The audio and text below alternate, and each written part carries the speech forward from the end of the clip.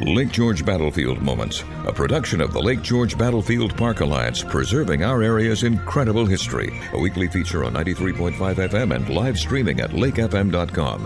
Here's the president of the Lake George Battlefield Park Alliance, John Denuzzo. Welcome to Lake George Battlefield Moments. This is John Denuzzo of the Lake George Battlefield Park Alliance Board of Trustees. My guest this week is Dan Barusch, Director of Planning and Zoning for the Village and Town of Lake George. Dan, welcome. Thanks, John. Thanks for having me.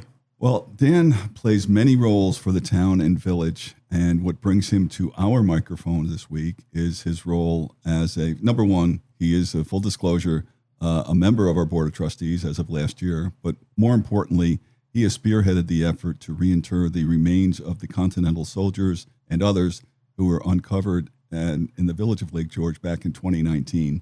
Dan, where does that project stand right now? So we are getting ready. We're kind of doing pre-construction logistic planning right now. And the goal is to get a shovel in the ground after Labor Day. Once, kids are back in school and people are back home and the tourism swell kind of dies down a little bit, we'll hopefully, get in there and not disturb people in the park. Slated for September 15 probably. Boy, what an addition that will be to the whole heritage tourism idea for this region. I mean, we're very proud of the project we've made at Lake George Battlefield Park in recent years with most recently, the restoration of the sculptures in the park. Which look awesome, by the way. Oh, thank you, Dan. And you were a part of helping us to get there with that project as well. But this is for, as I said, eternity. I mean, we have 4 unknown soldiers from the Battle of Lake George in 1755 already interred at our park. Yep. To add these 44 would just be an incredible, I think, convergence of the colonial history of the region here. How did this all come about in terms of the idea to reinter them at the battlefield park as opposed to another possible location? Well, the month after the remains were found, back in February 2019, the town formed what is called the Cortlandt Street Reinterment Committee, comprised of a lot of stakeholders and partners who have either connection to the project or relevance to historic preservation or heritage tourism in any way. And we have been working hard for, as you say, 6 years, almost every month, meeting almost every month, my most active committee, trying to figure out the best path forward to honor these patriots, to get them reinterred in an appropriate location, to find out how to finance it, to find out how it's going to look, what's the design going to be, are we doing columbarias or below ground or mausoleums or anything. I mean, we had so many decisions to make over the course of 6 years. And the committee has been integral in trying to get us to the point that we're at today, which is, ready for construction. So the battlefield park was ultimately decided on as the best location amongst the committee and other decision makers. So DEC weighed in on that. The APA weighed in on that when we submitted our unit management plan amendment. The public weighed in on that. And it's ultimately, where we believe a lot of these people drew their last breath. So we feel it's the best place for them to be reinterred.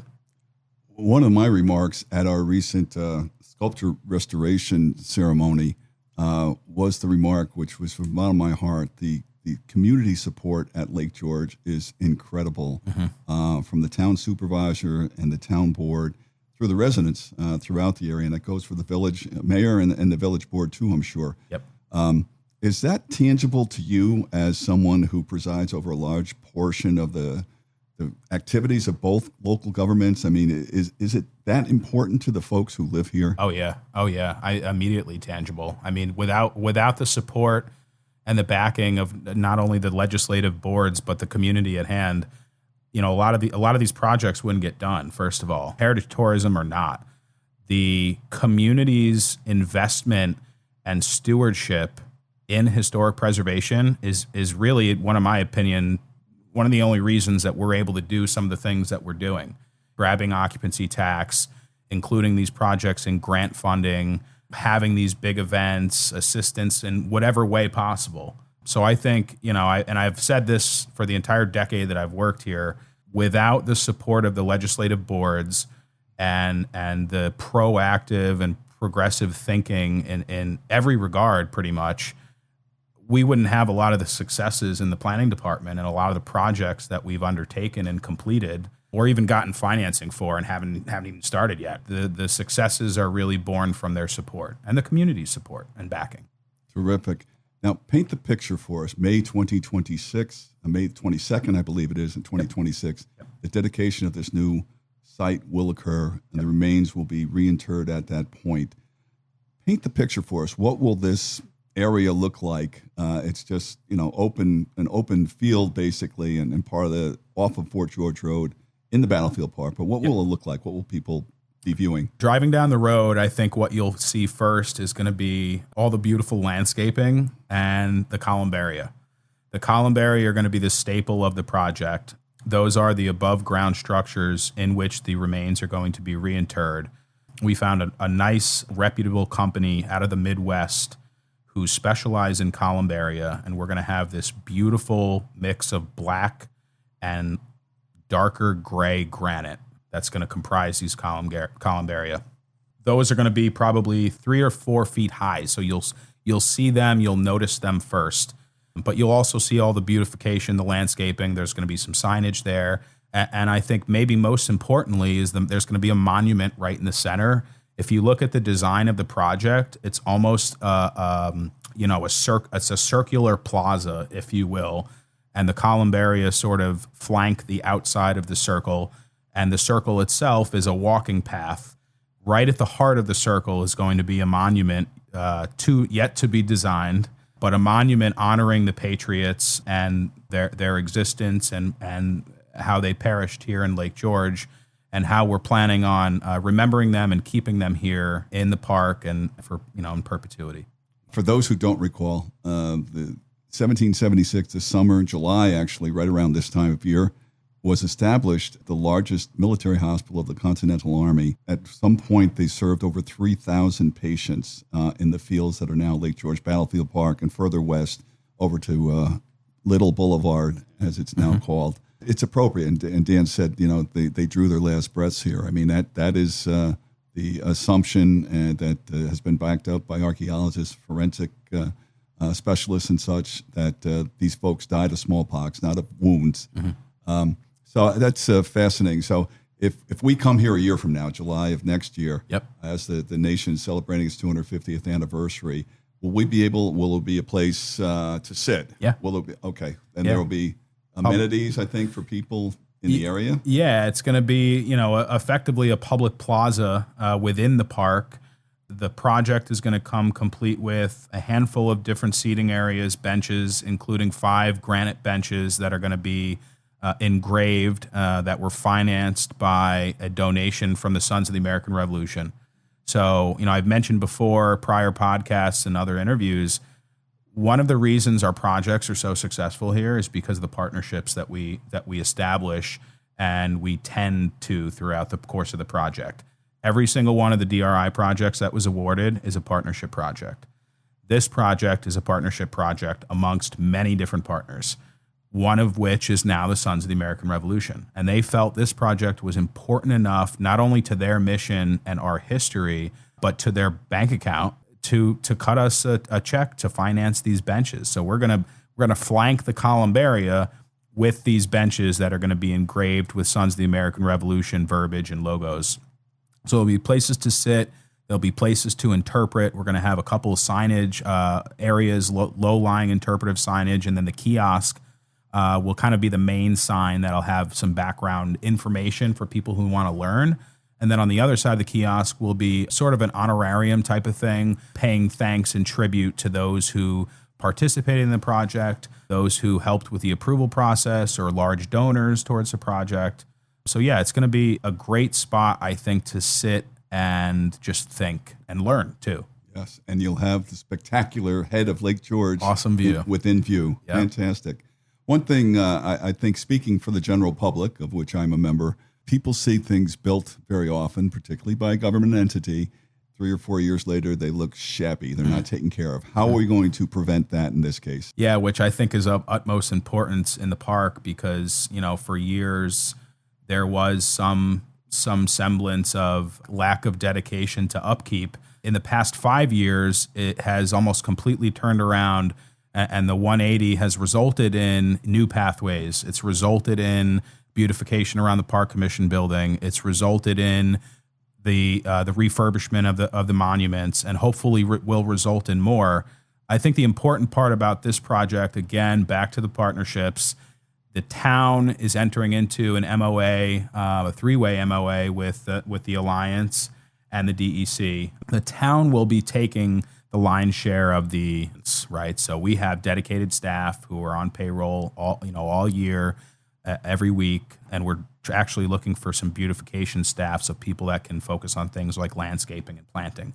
We're going to have eyes on the site every day throughout the year, and we're going to have, some level of security, I think, detail driving up and down the street just to make sure nothing wrong is going on at the site. We're investing in the project. We've been behind it since the day we found the remains. We're going to invest in the legacy. Do you need help with that investment at this point? I know we've got most of the money, as you said, certainly to build it.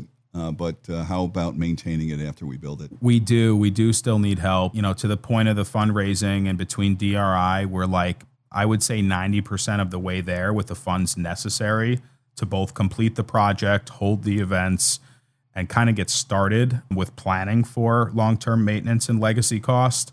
So long-term, we are going to try to figure out how do we shuffle some of these dollars around so that we can plan for long-term legacy and maintenance costs, so we can still cover the costs of the project, which, as you all know, rising costs of everything these days. It's caused the project to go up $200,000 in cost just from the inception of the idea. When we started the idea, came up with the idea for the columbaria and the plaza, I think it was 2020, it was $400,000 back then. Now the project is $600,000.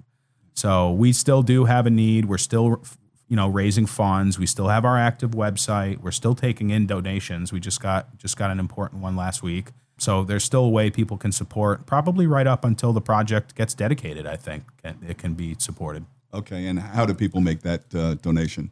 Well, there's two ways. What we thought was the easiest way was the website. We created a project website, reposeofthefallenlg.org, I believe. There is a PayPal donation link right on that website. We have not gotten too many donations that way, which is fine. But most of our donors have actually been people who have reached out directly or people we've had meetings with. And we got the old-fashioned check from them. And so that's the other method, is sending in a donation, whether it's just through check or grabbing one of our pamphlets and sending it back with a check, which goes to the Battlefield Park Alliance, who's, again, through partnership, the banker for the project. Yes, thank you. And that address for a check is the Lake George Battlefield Park Alliance, P.O. Box 26, Lake George 12845. Would love to say it has been an honor of mine and a pleasure to be working on this project, to be working with so many great people, and to be establishing some important contacts in the historic preservation realm. One of my minors in college was historic preservation, so I am thrilled to be able to work on stuff I care about. And I say that all the time because I work on so many things here that I care about, and I think here in Lake George, where history is so important, and the role that this community played in multiple wars, in the history of establishing this nation, I'm just happy to be a part of keeping it alive. And I'm happy to be working with you and everybody at the town and the village to do that. Well, thank you so much, Dan Barusch. And a reminder, that website is reposeofthefallenlg.org. And our website is lakegeorgebattlefield.org. Dan Barusch, thank you again. Thanks for having me. Lake George Battlefield Moments, a production of the Lake George Battlefield Park Alliance, preserving our area's incredible history. For more on this topic, check out the Lake George Battlefield Park Alliance podcast, a weekly feature on Lake FM 93.5 FM and live streaming at lakefm.com. For more information, go to lakegeorgebattlefield.org and tune in every Saturday morning for Lake George Battlefield Moments.